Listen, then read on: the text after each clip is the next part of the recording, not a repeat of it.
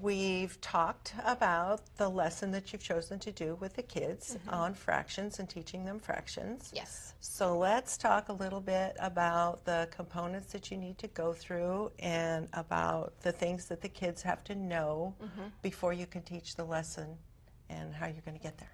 Okay. With such a wide range of students' abilities in the classroom, I'm going to start for one of the groups. It's going to be very simple. My real goal for them is to know greater and smaller, or more and less. I'm really working on those concepts. I want to make sure the more advanced groups understand equal parts. They understand whole parts, and I want to break that down to quarter and a third and a fourth. I probably am not going to go too much further with my groups this year. I want them to determine what a fraction is, how to write a fraction, and how to make a fraction into a whole. And once again, with the 4 groups, it'll be different for all of them. So well, that'll they'll all have different. Depend upon the level of functioning that they are going to do. Right. So for the lowest group, what kinds of things are you going to do? Well, first I'm going to make a vocabulary chart. I'm going to have it English, Spanish, and the pictures so that can hopefully hit everybody for what they need. So we'll start off with that. We are going to start off with an apple fraction book and just talking about the fractions, and I'm going to bring apples in and have each student be able to actually do that and cut the apple, have the whole apple and a half an apple. And then we're also going to use pizza eventually, and I also have a pizza fraction game, so we'll play that first, but eventually we'll get to the pizza. Hershey bar, because I remember my kids using that, and that was very fun, and that's going to be towards the end too. So once we've used some hands-on, I've talked to 2 other teachers on campus and things that they use, so I have a lot of hands-on materials. I have stamps, so I can just stamp it, and they can tell me if it's a whole or a half, and they can mess around with that. I have the pizza game, like I said. I have the apple fraction book. Flip charts, just a lot of things for them to be able to sit and manipulate. And then I also bought some software, so that's once we've done it a little bit, gone through some lessons and had some experience, I'll put it up on the smartboard, which is so motivating and reinforcing to them, and then they can make their own fractions up on the smartboard as well. That sounds great. Okay. How will you engage your students considering your instructional environment? I know that the food is a huge motivator. Any other ways that you're going to kind of tune them into it and want to do it? Definitely teach in small groups, small homogeneous groups. I won't teach whole group. It'll probably be me teaching with 2 or 3 students and 1 IA. So I'm teaching, and she can help with all the positive behavior support plans that we have. So I won't have to pause too much to reinforce something for them. She'll be giving them a token when they're on, or show them what they're working for. We have visuals to make sure they have a quiet mouth and they're sitting still and hands to self. So she can do that, and then I can just teach, and I'll rotate the groups. So I teach it one at a time. Yep. And then just the hands-on, and I think that's it. Sounds great. So now let's take a look at the California Standards of the Teaching Profession, and let's talk about Standard 1.3, connecting subject matter to meaningful real-life contexts. We've talked some about this at the beginning of the year. Now we can reflect on it at the end and see how you feel like you've done. Okay.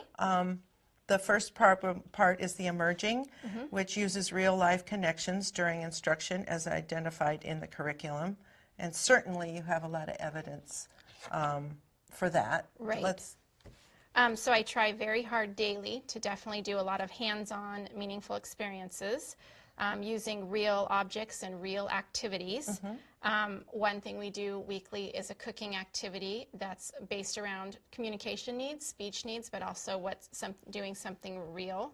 So in 2 groups, I do 3rd through 5th graders first, and then the 2nd graders a little bit later. And they all have to sit around, and I co-teach it with our speech therapist. And we'll pick an activity such as making pudding. And we have to describe the steps, we have to sequence it, we have to tell each other what to do, we have to listen, and we use pictures paired with sentences. But it's something that they actually do, and something typically that's really fun and highly preferred, and we're hitting a lot of their speech needs, communication needs, having eye contact, telling a friend what to do. It's your turn to stir the pudding, Diane, things like that. Once we're done with that activity, we take pictures and we print up the pictures, and we wait a couple of days so it's not too fresh in their minds, and they have to go back and sequence how we did that, and they have to tell me how they did that. They have pictures in front of them, so step by step they talk about it, they glue it on, and I say, who's doing that, what are they doing, did you like that activity? And we do that every week, and then we pair it with a sentence strip so it's easier for them to read. I have a lot of students who don't read, so it's with the picture and it says, I stirred the pudding, and those go home every week to their families, and then they share that with their family. So for a lot of parents, that's wonderful. A lot of kids with autism can't share about their day. They don't remember, they don't have the words, they don't have the communication. So they get to go do that. A lot of parents do that again at home, and then they will repeat what we did, and then they can go through. And I've had parents tell me, it's like they're reading to me, which is something a lot of them don't have that skill. So that's how I do that. Okay. So I definitely use real life connections. Well, you do lots more than just this emerging. You just described many, many things here. So let's see if we can come to a conclusion of which category was exploring, applying, integrating, and you have done a lot of integrating. Okay. Let's read this one here and see if all those things you just described, all that evidence fits with this one. Okay, so integrates connections to meaningful real-life contexts in planning subject matter instruction and is responsive during instruction to engage students in relating to subject matter. So definitely, I mean, being able to connect them, that's something important, and being able to communicate it and be able to sequence it and be able to share it and duplicate it. So. And take it into another setting. Right, to be able to generalize the information. Generalization's huge. Definitely, okay. Yes. Well, you put yourself here at the beginning of the Yes. year. Let's change it. All right.